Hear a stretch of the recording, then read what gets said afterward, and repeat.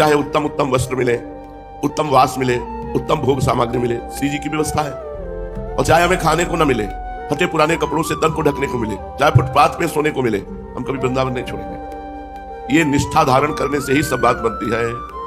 जो सुख सुविधा का भोगी होता है वो वृंदावन का लाभ नहीं ले सकता। सुख सुविधा देख करके कि भाई बढ़िया कमरा मिल रहा है, बढ़िया भोजन मिल रहा है, बढ़िया वस्त्र मिल रहा है, चलो अब कहीं नहीं तो वृंदावन वास करते हैं, तो आप फेल हो जाओगे आखिरी में। निष्ठा होनी चाहिए, चाहे व्यवस्था बने या व्यवस्था ना बने। अब हम अपने जीवन को श्री जी के चरणों, बिल्कुल समझो ये जीवन ऐसा ही था। जब किसी आश्रम से निकाले गए तो झोला और श्री जी लेकर राधा वल्लभ जी गए थे, और उतनी देर के रास्ते में मन ने जो चयन किया था उसे हमने देखा था। कहाँ रहोगे? तो बचपन से कहाँ रख रहे हैं प्रभु? अपनी गोद में रख रहे हैं, फुटपाथ में रहूंगा। विचार किया था कि हरिवंश महाप्रभु का मंदिर, रात्रि में वहां सो जाऊंगा, दिन में यमुना किनारे शौच आदि स्नान क्रिया हो जाएगी, भिक्षावृत्ति, वृंदावन नहीं छोड़ूंगा। ये मन में नहीं आया कि वृंदावन छोड़ दूं। तो देखो वृंदावन कैसी व्यवस्था की है, ये वृंदावन की व्यवस्था है। हम कोई भगत थोड़ी पटाते हैं, श्री जी सब व्यवस्था करते हैं। ये लाडली जो ने, अगर बहुत पैसे वाला कोई है और महल बना दे तो नौकर ही वास करेगा, वो नहीं वास कर पाएगा। वास करने का सौभाग्य श्री जी स्वयं देती है, और जिसको देती है वही वास कर पाता है। जिनको वृंदा विपिन है, कृपा तिन्हि की होए, वृंदावन में तवे तो रहन पाई है सोए, वही रह सकता है जिस पर लाडली जो कृपा करके वृंदावन वास की करुणा कर दी। रहो तो हमें ये निष्ठा धारण करनी। हो सकता है आज हमारी ऐसी परिस्थिति हो, आप श्री जी के लिए, वृंदावन के लिए थोड़ा सा भी कष्ट सहेंगे तो परिणाम जो आएगा वो बड़ा मंगलमय आएगा, बड़ा आनंदमय आएगा। श्री वस्त्राभरणादि भी, श्री खूब रुपया है, वस्त्र है, आभूषण है, भारी व्यवस्था है तो ठीक है। और कर पदार्जित कर्त दाहादि भी, यदि कोई हमें मारे हाथ पैर काट दे तो भी हम वृंदावन नहीं छोड़ेंगे। हमारे हाथ पैर तोड़ दो, हम वृंदावन में मरेंगे, लेकिन हम बाहर नहीं जाएंगे। दाहादि भी, अंदर से जलन हो रही, कोई व्यवस्था नहीं बन रही, कोई भजन नहीं बन रहा, कोई शांति नहीं, तो भी नहीं छोड़ना। बाहर से मान लो तुम्हारे मकान में आग लग गई, जल गया, कोई घटना घट गई, तो भी हमें वृंदावन नहीं छोड़ना। श्रीपाद एक बात लिख रहे, निंदाम संस्तव, निंदा करे चाहे लाख कोई, हमें अपनी धाम निष्ठा नहीं छोड़नी। अब कोई कुछ भी कहे, धाम निष्ठा नहीं छोड़। अगर आप धाम को नहीं पकड़ेंगे तो धाम आपको नहीं पकड़ेगा, ध्यान रखना। ये हमने खुल करके देखा है। हर व्यवस्था, जब तक आप वृंदावन से प्रीति नहीं करेंगे, एक तरफ वृंदावन रख दिया जाए, एक तरफ आपके सब संबंध, तो सब संबंधों को आग लगा के वृंदावन वास करें, नहीं मेरा कोई नहीं, तो उसको परम पद की प्राप्ति होती है। आप लोग बड़े भाग्यशाली हैं, कैसे माया छूट गई आपको पता ही नहीं। ये कृपा है लाडली जी की। नहीं, दीवालों से प्रेम हो जाता है, दीवालों से। संस्तव कोटि भी कोई बहुत स्तुति करे, यार चलो गांव के तुम प्रधान थे, बड़ा सम्मान हो, पूरा गांव तुम्हारे अनुसार चलता है, ऐसा वैसा। वृंदावन छोड़ के जाने वाले, ये वही पकड़ सकता है जो वृंदावन महिमामृत सुने हैं। ये जो हजारों लोग वृंदावन वास कर रहे हैं ना, इसी महिमा के बल से वास कर रहे हैं। नहीं तो घर परिवार छोड़कर बेचारे रिक्शा चलाते हैं। हम देखते हैं ऐसी ऐसी परिस्थिति है, लेकिन हर परिस्थिति में खुशी होकर वृंदावन वास कर रहे हैं। बहु विभूति अत्यंत दैन्यादि भी, बहुत विभूति आ जाए, बहुत रुपया पैसा आ जाए, चलो घूमने चलते हैं, चलो अमुक तीर्थ चलते हैं, अमुक नहीं, वृंदावन नहीं छोड़ना। वृंदावन को छोड़ के और तीर्थ दे जात, छान विमल चिंतामणि कौड़ी को ललचात। जैसे कोई विमल चिंतामणि को छोड़कर कौड़ी उठाने जाए, ऐसे वृंदावन को छोड़कर और तीर्थों में जाना है। तीर्थ भगवान के चरण प्रताप से ही बने हैं जितने तीर्थ, और ये भगवान की लीला भूमि है। यहाँ भगवान प्रकट हुए, यहाँ भगवान विविध प्रकार की लीलाएं की, विविध प्रकार की लीलाएं हो रही हैं और होती रहेंगी। ये दिव्य धाम है। दैन्यादि भी, मैं ऐसी परिस्थिति को प्राप्त हो जाऊं कि कोई हमसे बात ही ना करे, कोई पूछे ना, कोई नहीं पूछता। गरीबी में, विपत्ति में, दुख में कोई नहीं पूछता। संसार किसको पूछता है? विभूति ही वैभव को। तो वृंदावन में कैसी भी परिस्थिति हो, छोड़ना नहीं, किसी को छोटा मत समझो। वृंदावनवासी भजनानंदी उगता हुआ सूर्य है। जैसे उगता हुए सूर्य में तेज नहीं दिखाई देता, लेकिन जब उग जाएगा तब तुम्हें पता चलेगा कि भयंकर का दोपहर का वो सूर्य है जिससे तुम आंख नहीं मिला सके। तो दीन आदि भी, कैसी भी परिस्थिति हो दीन नहीं होना। एक होता है भागवतिक दीनता, एक होती है विषय दीनता। विषय दीनता नहीं कि हमारे ठीक वस्त्र नहीं, हमारे भोजन नहीं, हमारे वैभव नहीं है। ये बहुत कुछ देखा है, आज भी देख रहे हैं। सिर्फ अपनी निष्ठा में बने रहना कोई तुम्हारा बाल बांका नहीं कर सकता। अपनी निष्ठा में परीक्षाएं आएंगी, अगर आप परीक्षा में फेल हो जाते हैं तो माया ले जा सकती है, अगर नहीं फेल हुए तो एक ही उत्तर है, हम वृंदावन नहीं छोड़ सकते, चाहे जो कुछ हो जाए, बस आप पास हो जाएंगे। यही पास नहीं हो जाएंगे, वहां भी पास हो जाएंगे। कोई ना कोई रसिक ठेका ले लेगा तुम्हारे कल्याण का। जाओ पड़े रहो वृंदावन, तुम्हारा काम हो जाएगा। तो विश्वास करो, श्री जी बोल रहे हैं तुमसे। श्री जी नीलांबर धारण करके बात करने नहीं आएंगे, इतनी योग्यता नहीं है। तो श्री जी किसी रसिक के मुख से बुलवा देंगे, जाओ पड़े रहो। अपने को बस इतनी बात पकड़े रहना कि वृंदावन नहीं छोड़ना, वृंदावन नहीं छोड़ना, चाहे जो कुछ हो जाए, अब मैं मरूंगा वृंदावन। श्री जी मिल जाएंगे यार। अनंत जन्मों की साधना से भी जो काम नहीं बनता, वो वृंदावन धाम अपनी कृपा से बना रहा है। इसलिए हम सबसे प्रार्थना करते हैं, ये हम अपनी दुख सुख की बातें तुम्हें इसीलिए बताते हैं कि हर एक के साथ ऐसी परिस्थिति हो सकती है, कोई घटना घट सकती है। आप वृंदावन मत छोड़ना, वृंदावन को ऐसे पकड़े रहना जैसे हम अपने प्राणों को छोड़ने के लिए तैयार नहीं है, ऐसे हम वृंदावन को नहीं छोड़ सकते। और अगर प्राण छूट जाए वृंदावन में तो पक्का हमारा परम कल, हम महापापी भी होंगे तो हमें अगला जन्म वृंदावन में होगा और फिर उस पाप के दंड को भोग कर श्री जी को प्राप्त हो जाएंगे। जीवान्यव मृतो यथा न विकृतिम, जीवित रहूं या आज मर जाऊं न विकृतिम। वृंदावन की निष्ठा में फर्क नहीं पड़ना चाहिए। एक ही बात हम आपसे कह रहे हैं, भजन बने न बने, धर्म कर्म बने न बने, पड़े रहो वृंदावन। जैसे भी हो तुम्हारा मंगल। आप ये ना सोचो कि आज आपकी परिस्थिति क्या है, आप ये सोचो आज आप हो कहां, वृंदावन में। और वृंदावन प्रिया प्रीतम की कामना पूर्ण करता है। आप तो जीव हो, मुझ गरीब के पास, जिसके पास खाने के लिए नहीं, पहनने के लिए नहीं, रहने के लिए नहीं, ये क्या कोई किसी से मांगा है क्या? ये वृंदावन कल्पतरु है, वो व्यवस्था की है। तो क्या प्रेमानंद का वृंदावन है क्या? पर आप भी अगर वृंदावन की निष्ठा से रहते हैं तो आप देख लेना, निहाल हो जाएंगे, निहाल हो जाएंगे। वृंदावन एक एक को देख रहा है, हम बड़ी सूक्ष्मता से देखते हैं। यदि आप चालबाजी से, तो चालबाजी वृंदावन में नहीं चलेगी, फिर भागना पड़ेगा। और सहज स्वभाव से आ गए कि अब तो देखते हैं जैसी भी परिस्थिति होगी, कोई कैसे भी रखेगा, पोछा लगाने को कहेगा तो लगा दूंगा, पर वृंदावन नहीं छोड़ूंगा। तो एक दिन देख लेना कि आपको वृंदावन कैसे रहता है। इसलिए जीवन नेव मृतो यथा, चाहे हमारा जीवन जीवित रहे या मर जाए, हमारी निष्ठा में विकृति नहीं आएगी। मैं वृंदावन वासी हूं, वृंदावन वास करूंगा। प्राप्त कथनचित क्वचित, यदि किसी भी तरह से कथनचित क्वचित, कैसे भी वृंदावन वास मिल जाए, कैसे भी, तो कह रहे श्री वृंदावन आश्रय प्रिय महानंद एक कंदम परम, महाआनंद की प्राप्ति हो जाएगी। अंतिम बन जाएगा भैया, अंतिम बन जाएगा। जो नए नए लोग देखते हैं उनको लगता है कि बाबा जी अरे पूरा जीवन हो गया भाई, 11 वर्ष कोई अवस्था होती है, उस अवस्था में घर से भगे, और जब से घर से भगे तो धाम के सिवा, आपको सही कहते हैं, पूरा जीवन हो गया कष्टमय जीवन। कभी ये नहीं आया कि चलो घर चले, या कभी पूरा जीवन हो गया। तो भगवान देखते भी तो हैं, जैसी बनी उनके चरणारविंद में बनी, तो अब वो बनी को बना रहे हैं, उनकी बनी चल रही। कक्षा 9 पढ़े हैं, ककारा गांव गली में सीखने वाले स्कूल है। हम कोई व्याकरणाचार्य, कोई महान शास्त्री या कोई बहुत शास्त्र वेत्ता है, और जो बोले थे पूरे विश्व में दौड़ रही बात। कैसे दौड़ रहे? करे करावे आप सब और जने बढ़ाई।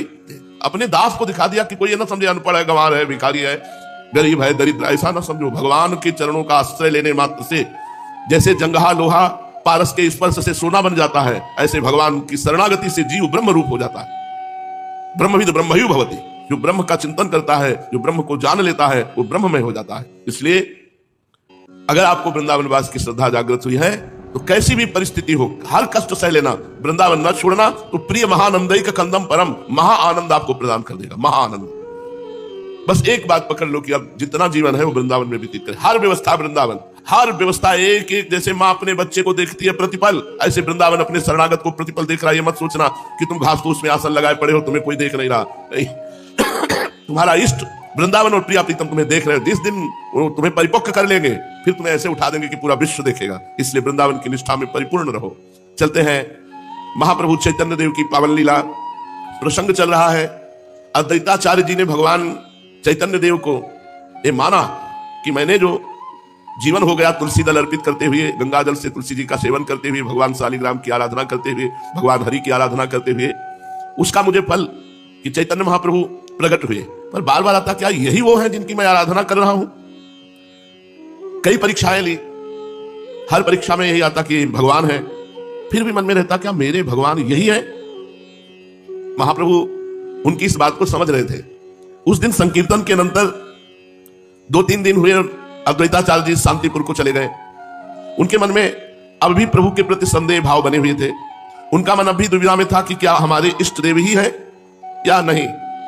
इसलिए एक दिन वे संशय बुद्धि से फिर शांतिपुर से नवद्वीप पधारे, और वैसे उनका हृदय प्रभु की ओर स्वतः ही आकर्षित हो गया। वो महाप्रभु को देखते ही आनंद में मगन हो जाते, पर वृत्ति एक उदय जाती, क्या ये भगवान है? कोई महाभागवत अवतरित हुई है, ये बात तो ठीक है, लेकिन क्या ये साक्षात भगवान है? भीतर से बिना विश्वास के आनंद की अनुभूति टिकती नहीं है। महाप्रभु को देखते सब बात होती, पर अंदर ये बात आती है, क्या साक्षात भगवान है? उस समय प्रभु श्रीवास पंडित के यहां भक्तों के साथ श्री कृष्ण कथा कर रहे थे। आचार्य को आया देख करके महाप्रभु चैतन्य देव भक्तों के सहित उनके सम्मान के निमित्त उठ खड़े हुए। प्रभु ने बड़ी श्रद्धा भक्ति के साथ अद्वैताचार्य को प्रणाम किया। आचार्य भी लजाते हुए अपने श्वेत बालों से प्रभु के पाद पद्मों की पराग को पोंछा, अर्थात उनके चरणों में मस्तक रखकर प्रणाम किया। उपस्थित सभी भक्तों को आचार्य ने प्रेमालिंगन दान दिया। और प्रभु के साथ वे सुखपूर्वक बैठ गए। सबके बैठ जाने पर प्रभु ने मुस्कुराते हुए कहा, देखो भाई, यहां सीतापति विराजमान है, अब किसी को भय नहीं। सीता नाम था अद्वैताचार्य जी की पत्नी को सीता देवी कहते थे। तो चैतन्य महाप्रभु ने कहा, सीतापति विराजमान है, अद्वैताचार्य जी के लिए संबोधन किया, अब किसी को भय नहीं करना चाहिए, हम तो निर्भय हो गए, वे हमारा शमन न कर सकेंगे, अर्थात कोई भी विरोधी हमें परास्त नहीं कर सकता। कुछ बनावटी गंभीरता धारण करते हुए अपने चारों ओर देखते हुए आचार्य ने कहा, यहां सीतापति रघुनाथ तो दृष्टिगोचर हो नहीं रहे, यदुनाथ अवश्य विराजमान है, अर्थात भगवान श्री कृष्ण अवश्य विराजमान है। चैतन्य महाप्रभु के लिए संबोधन किया। प्रभु उसका रहस्य समझ करके कुछ मुस्कुराते हुए लज्जायुक्त हो गए। बात को उड़ाने के निमित्त से कहने लगे, देखो, हम तो चिरकाल से आशा लगाए बैठे थे कि हम सभी लोग आपकी छत्र छाया में रहकर श्री कृष्ण कीर्तन करते, किंतु आप शांतिपुर जा विराजे, ऐसा हम लोगों से क्या अपराध बन गया? अद्वैताचार्य जी इसका कुछ उत्तर देने नहीं पाए थे कि बीच में ही श्रीवास पंडित बोल उठे, महाप्रभु, इनका नाम अद्वैताचार्य है, ये अद्वैत स्थिति में रहते हैं, द्वैत नहीं, इसीलिए अद्वैत शांतिपुर में निवास करता है। अद्वैत ज्ञानम लब्ध्वा पराम शांति, ये शांतिपुर में निवास करते हैं। अब आपका आविर्भाव नवद्वीप रूपी नवधा भक्ति के पीठ में हुआ है, उसमें विराजमान है इस समय नित्यानंद, और नित्यानंद का रसास्वादन करने के लिए अद्वैत भी शांतिपुर छोड़ करके नवद्वीप में पधारा है। अभी ये द्वैत अद्वैत की दुविधा में फंसे हैं। इस गूढ़ उत्तर का मर्म समझकर हंसते हुए आचार्य कहने लगे, अद्वैताचार्य जी, जहां पर श्रीवास है वहां पर लोगों को कमी क्या होगी? श्री के वास में आकर्षण ही ऐसा है कि हम जैसे सैकड़ों मनुष्य उनके प्रभाव से खींचे चले आवेंगे। श्रीवास पंडित इस गूढ़ोक्ति से बड़े प्रसन्न हुए और उसे चैतन्य महाप्रभु के ऊपर घटाते हुए कहने लगे। चैतन्य महाप्रभु की प्रथम पत्नी का नाम लक्ष्मी था, कि जब लक्ष्मी देवी थी तब थी, अब तो यहां श्रीवास नहीं है, अब तो नवद्वीप से अंतर्ध्यान हो गई है। प्रभु ने जब देखा श्रीवास बात हमारे ऊपर घटाने लगे, तब जल्दी से कहने लगे, पंडित जी, ये आप कैसी बात कर रहे हैं? श्री के माने हैं प्रभु के भक्त, और जहां आप जैसे भक्त विराजमान है वहां श्री का वास अवश्य ही होना चाहिए। भला ऐसे स्थान को छोड़कर भक्ति श्री कहां जा सकती है? इस पर अद्वैताचार्य जी कहने लगे, हाँ ठीक है, बात कही, श्री के बिना हरि रह ही कैसे सकते हैं? तो श्री अब विष्णु प्रिया नाम रख करके नवद्वीप में अवस्थित है, उन्हीं के साथ आप विराजमान हैं। विष्णु प्रिया भी श्री जी है, क्योंकि विष्णु प्रिया लक्ष्मी, बड़ा भक्तों का भाव, श्री विष्णु प्रिया बन करके अब श्री नवद्वीप में विराजमान है। बात को दूसरी ओर घटाते हुए महाप्रभु ने कहा, श्री तो सदा से ही विष्णु प्रिया है, ये भक्ति प्रियो माधवा, भगवान को तो सदा भक्ति प्यारी है, इसलिए श्री का सही उत्तर भक्ति ही है। यह सुनकर आचार्य जल्दी से प्रभु को प्रणाम करते हुए बोले, तभी तो प्रभु ने एक विग्रह से लक्ष्मी रूप से उन्हें ग्रहण किया और फिर अब श्री विष्णु प्रिया के रूप से उनके दूसरे विग्रह को अपनी अर्धांगिनी बनाया है।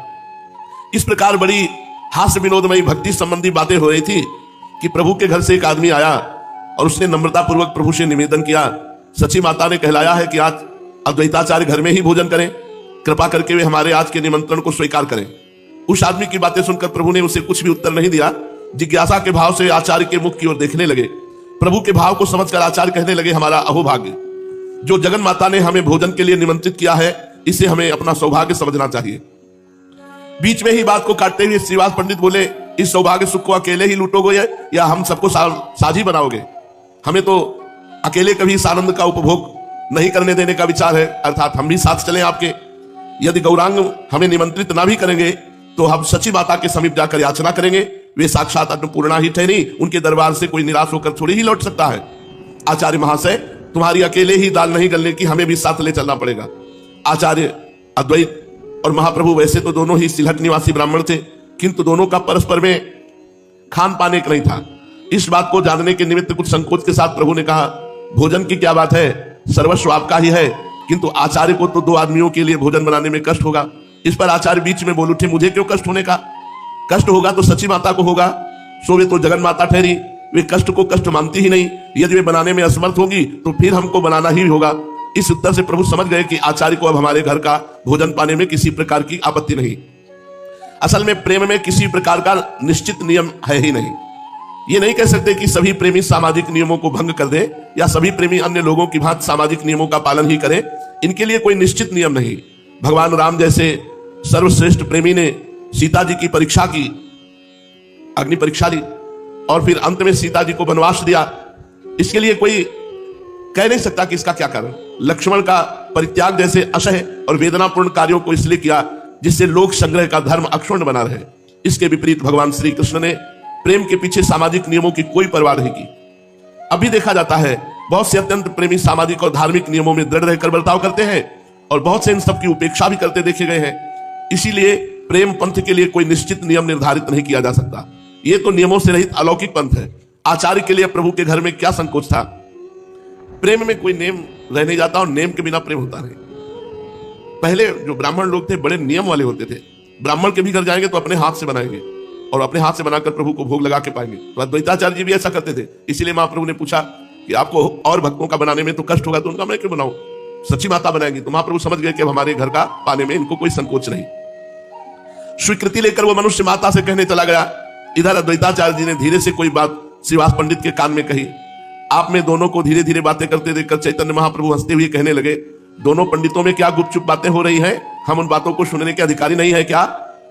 प्रभु की बात सुनकर आचार्य तो कुछ लज्जित से होकर चुप हो गए, किंतु श्रीवास पंडित थोड़ी देर में ठहरकर कहने लगे, प्रभु आचार्य अपने मन में अत्यंत दुखी हैं। वे कहते हैं प्रभु ने नित्यानंद जी के ऊपर तो कृपा करके उनको अपना असली रूप दिखा दिया, किंतु ना जाने क्यों हमारे ऊपर कृपा नहीं करते। हमें पहले आश्वासन भी दिलाया था कि तुम्हें अपना रूप दिखावेंगे, किंतु अभी तक हमारे ऊपर कृपा नहीं हुई। कुछ विस्मय सा प्रकट करते हुए चैतन्य महाप्रभु ने कहा, मैं समझा नहीं, असली रूप कहने से आचार्य का क्या अभिप्राय है? मेरा असली रूप तो यही है जिसे आप सब लोग देख रहे हैं, वो अभी देख रहे हैं। अपनी बात का प्रभु को भिन्न रीत से अर्थ लगाते हुए देखकर श्रीवास पंडित ने कहा, हाँ प्रभु ये ठीक है, आपका असली रूप तो यही है। हम सब भी इसी गौर रूप की श्रद्धा भक्ति के साथ वंदना करते हैं, किंतु आपने आचार्य को अन्य रूप के दर्शनों का आश्वासन दिलाया था, वे उसी आश्वासन का स्मरण मात्र करा रहे हैं। श्रीवास के ऐसे उत्तर से संतुष्ट होकर महाप्रभु कहने लगे, पंडित जी आप तो सब कुछ जानते हैं, मनुष्य की प्रकृति सदा एक सी नहीं रहती, वो कभी कुछ सोचता है कभी कुछ। जब मेरी उन्माद की अवस्था होती है तब उसमें न जाने में क्या क्या बक जाता हूं, उसका स्मरण मुझे स्वयं ही नहीं रहता। मैंने अपनी उन्माद अवस्था में आचार्य से कुछ कह दिया होगा, उसका स्मरण मुझे अब बिल्कुल नहीं है। यह सुनकर कुछ दीनता के भाव से श्रीवास पंडित ने कहा, प्रभु आप हमारी हर समय क्यों वंचना किया करते हैं? लोगों को जब उन्माद होता है तब उनसे अन्य लोगों को बड़ा भय होता है, लोग उनके समीप जाने तक में डरते हैं, किंतु आपका उन्माद तो लोगों के हृदयों में अमृत सिंचन सा करता है। भक्तों को उससे बढ़कर कोई दूसरा आनंद ही प्रतीत नहीं होता। क्या आपको उन्माद सचमुच में उन्माद? यदि ऐसा हो तो फिर भक्तों को इतना अपूर्व आनंद क्यों होता है? आप में सर्व सामर्थ्य है, आप जिस समय जैसा चाहे रूप दिखा सकते हैं। महाप्रभु ने कहा, पंडित जी सचमुच आप विश्वास कीजिए, किसी को कोई रूप दिखाना मेरे बिल्कुल अधीन नहीं है। किस समय कैसा रूप बन जाता है इसका मुझे स्वयं पता नहीं चलता। आप कहते हैं कि आचार्य श्याम सुंदर रूप के दर्शन करना चाहते हैं, ये मेरे हाथ की बात थोड़ी ही है, ये तो उनकी दृढ़ भावना के ऊपर निर्भर करता है। उनकी जैसे रूप में प्रीति होगी उसी भाव के अनुसार उन्हें दर्शन होंगे। यदि उनकी उत्कृष्ट इच्छा है, यदि यथार्थ में श्याम सुंदर रूप का ही दर्शन करना चाहते हैं तो आंखें बंद करके ध्यान करें, बहुत संभव है वे अपनी भावना के अनुसार श्याम सुंदर की मनोहर मूर्ति के दर्शन कर सकेंगे। प्रभु की ऐसी बात सुनकर आचार्य ने कुछ संदेह और कुछ परीक्षा के भाव से आंखें बंद कर ली। थोड़ी देर में भक्तों ने देखा आचार्य मूर्छित होकर पृथ्वी पर गिर पड़े। लोगों ने उनके शरीर को स्पर्श करके देखा तो उसमें चेतना मालूम ही नहीं पड़ी। श्रीवास पंडित ने उनकी नासिका के छिद्रों पर हाथ रखा, उन्हें ऐसा प्रतीत हुआ मानो उनकी सांस चल ही नहीं रही है। इन सब लक्षणों से तो यही प्रतीत होता था कि उनके शरीर में प्राण ही नहीं है, किंतु चेहरे की कांति समीप के लोगों को चकित बनाए हुए थी। उनके चेहरे पर प्रत्यक्ष तेज चमक रहा था, संपूर्ण शरीर रोमांचित हो रहा था। सभी भक्त उनकी ऐसी अवस्था देखकर आश्चर्य करने लगे। श्रीवास पंडित ने घबराहट के साथ प्रभु से पूछा, प्रभु आचार्य की कैसी दशा हो गई है? न जाने क्यों वे इस प्रकार मूर्छित और संज्ञा शून्य से हो गए हैं। चैतन्य महाप्रभु ने कहा, आप लोगों को किसी प्रकार का भी भय नहीं करना चाहिए। मालूम होता है आचार्य को हृदय में अपने इष्ट देव के दर्शन हो गए हैं, उसी के प्रेम में ये मूर्छित हो गए हैं। मुझे तो ऐसा ही अनुमान होता है। गदगद कंठ से श्रीवास पंडित ने कहा, प्रभु अनुमान और प्रत्यक्ष दोनों ही आपके अधीन है। आचार्य सौभाग्यशाली हैं जो इच्छा करते ही उन्हें आपके श्याम सुंदर रूप के दर्शन हो गए। हतभाग्य तो हम ही हैं जो हमें इस प्रकार का कभी भी सौभाग्य प्राप्त नहीं हुआ। अस्तु अपना अपना भाग्य ही तो है, ना हो हमें किसी और रूप का दर्शन, हमारे लिए तो गौरांग रूप ही यथेष्ट है। अब ऐसा अनुग्रह कीजिए जिससे आचार्य को होश आ जाए। श्रीवास जी की बात सुनकर महाप्रभु ने कहा, आप भी कैसी बात कहते हैं? मैं उन्हें कैसे चेतना कर सकता हूं? वे स्वयं ही चैतन्य होंगे। देखो देखो आचार्य अब कुछ कुछ आंखें खोलने लगे हैं। प्रभु का इतना कहना था कि आचार्य की मूर्छा धीरे धीरे भंग होने लगी। जब वे स्वस्थ हुए तो श्रीवास पंडित ने पूछा, आचार्य क्या देखा? श्रीवास के पूछने पर गदगद कंठ से आचार्य कहने लगे, ओहो अद्भुत रूप के दर्शन हुए। वे ही श्याम सुंदर बनवारी पीत पटधारी मुरली मनोहर मेरे सामने प्रत्यक्ष प्रकट हुए। मैंने प्रत्यक्ष देखा, स्वयं गौरांग ने ही ऐसा रूप धारण किया, मेरे हृदय में प्रवेश किया और अपनी मंद मंद मुस्कान से मुझे बेसुध सा बना दिया। मेरा मन अपने अधीन नहीं रहा। मैं श्याम सुंदर की उस रूप माधुरी को पान करने में ऐसा तल्लीन हुआ कि अपने आप को ही खो बैठा। थोड़ी देर के पश्चात वो मूर्ति गौरांग रूप धारण करके मेरे सामने आ बैठी। तभी मुझे चेतना हुई। ये कहते कहते आचार्य प्रेम के कारण गदगद कंठ से रुदन करने लगे। उनकी आंखों की कोरों में से ठंडे आंसुओं की दो धारा सी बह रही थी। प्रभु हंसते हुए कुछ बनावटी उपेक्षा के साथ का मालूम पड़ता है आचार्य ने गत रात्रि में जागरण किया है, इसलिए आंखें बंद करते ही नींद आ गई और उसी नींद में इन्होंने स्वप्न में देखा है, उसी स्वप्न की बातें ये कह रहे हैं। महाप्रभु की ऐसी बात सुनकर आचार्य अधीर होकर प्रभु के चरणों में गिर पड़े और गदगद कंठ से कहने लगे, प्रभु मेरी अब अधिक वंचना ना कीजिए, अब तो आपके इसी चरणों में विश्वास उत्पन्न हो जाए, ऐसा ही आशीर्वाद दीजिए। प्रभु ने वृद्ध आचार्य को उठाकर गले से लगाया और प्रेम के साथ कहने लगे, आप परम भागवत हैं, आपकी निष्ठा बहुत ऊंची है, आपके निरंतर ध्यान का ही प्रत्यक्ष फल है कि नेत्र बंद करते ही आपको भगवान के दर्शन होने लगे हैं। चलिए अब बहुत देर हो गई, माता भोजन बनाकर हम लोगों की प्रतीक्षा कर रही होगी, आज हम सब साथ ही साथ भोजन करेंगे। प्रभु की आज्ञा पाकर श्रीवास के सहित आचार्य अद्वैत महाप्रभु के घर चलने को तैयार हो गए। घर पहुंचकर प्रभु ने देखा माता सब सामान बनाकर चौके में बैठी सब लोगों के आने की प्रतीक्षा कर रही है। प्रभु ने जल्दी से हाथ पैर धोकर आचार्य और श्रीवास पंडित के स्वयं पैर धुलाए और उन्हें बैठने को सुंदर आसन दिया। दोनों के बहुत आग्रह करने पर प्रभु भी आचार्य और श्रीवास को बैठालकर बीच में भोजन के लिए बैठ गए। सची माता ने बड़े प्रेम से जो सुंदर सुंदर व्यंजन बनाए थे परोसे, वो सब पहले भगवान को भोग लगाया गया, फिर तुलसी मंजरी पड़ी हुई उन व्यंजनों को सब भक्तों को परोसा गया और चैतन्य महाप्रभु बार बार सब भक्तों को आग्रह करके परोसते। आचार्य अद्वैत को अधिक परोसा गया। प्रेम के वशीभूत होकर सब भक्त पा रहे हैं। कितना सौभाग्य जिस घर में भगवान का भोग लगा हो और 10-5 भक्त बैठ करके पा रहे हो, उनको बड़े प्रेम से पवाया जा रहा हो, भगवान इसी से प्रसन्न होते हैं। इस प्रकार उस दिन की लीला में बड़ा आनंद हुआ। बार बार सामग्री खत्म होने को होती, फिर प्रेम से परोस देते, फिर वो कहते अरे नहीं बस हो गया, फिर पाते, फिर और परोस देते। उस भोजन में जो सुख मिला वो कहीं अन्य नहीं, क्योंकि प्रेम भगवान में पृथ्वी जल अग्नि वायु आकाश पंच तन्मात्राएं मन इंद्रियां और इनके अधिष्ठात्र देवता अहंकार और महातत्व, कहां तक कहूं ये संपूर्ण चराचर जगत आपके अद्वितीय स्वरूप में भ्रम के कारण ही पृथक प्रतीत हो रहा है, नहीं तो आप ही आप हैं। भ्रम के कारण पृथक प्रतीत हो रहा है। हे शरणागत भय भंजन प्रभु, मेरे पुत्र भौमासुर को तो आपने कृपा करके परम पद प्रदान किया, अब मेरे पुत्र भौमासुर का पुत्र ये भगदत्त बहुत भयभीत हो रहा है। मैं इसे आपके चरण कमलों की शरण में ले आई हूं, प्रभु आप इसकी रक्षा कीजिए, इसके सिर पर अपना वह कर कमल रखिए जो सारे जगत के समस्त पाप तापों को नष्ट करने वाला है। परीक्षित, जब पृथ्वी ने भक्ति भाव से विनम्र होकर इस प्रकार भगवान श्री कृष्ण की स्तुति प्रार्थना की, तब उन्होंने भौमासुर के पुत्र भगदत्त को अभयदान दिया और भौमासुर के समस्त संपत्तियों से संपन्न महल में प्रवेश किया। वहां जब महल को खुलवाया तो भौमासुर ने बलपूर्वक राजाओं से 16,100 राजकुमारियां छीनकर कैद कर रखी थी। जब भगवान ने उन राजकुमारियों को मुक्त किया तो सब पहला दर्शन भगवान श्री कृष्ण का कर हुई।